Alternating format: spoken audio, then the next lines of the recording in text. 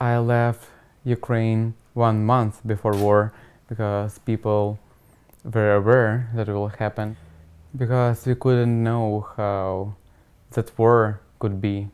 So it could spread out more. It could go to Europe in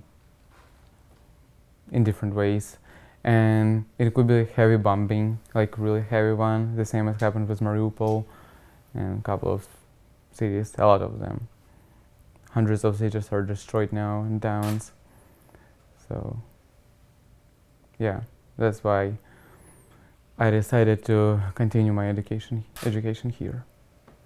I guess my husband brought it to my attention. His parents came over with Nazi Germany. They escaped and came over here and kind of started anew.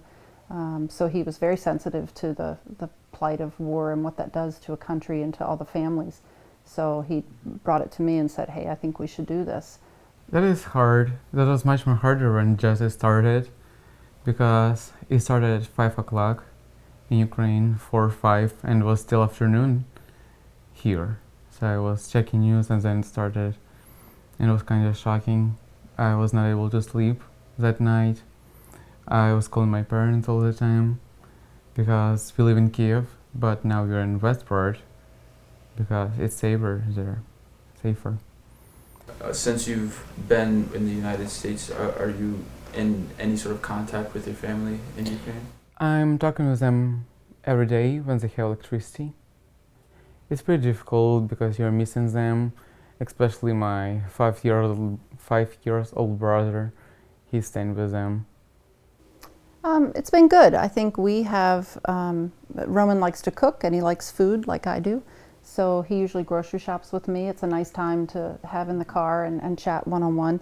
He also has worked at a soup kitchen since he's been here with me. I tried cross country, and now I'm doing math honors study, and I created club too.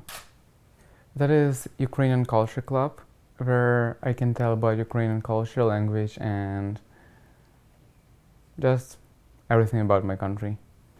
It's been good. Roman's a really nice kid, but we do have 3 teenagers in the house now, so there are certainly challenges, but I think we've all been willing to work through them and figure out what works for everybody.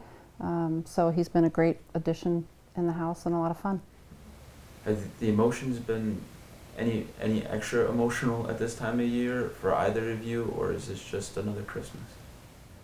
I guess in Ukraine we don't have tradition. A lot of families don't have tradition to give presents to each other. So I guess that's different. I know that it's some surprise there, so I'm waiting and I'm very excited.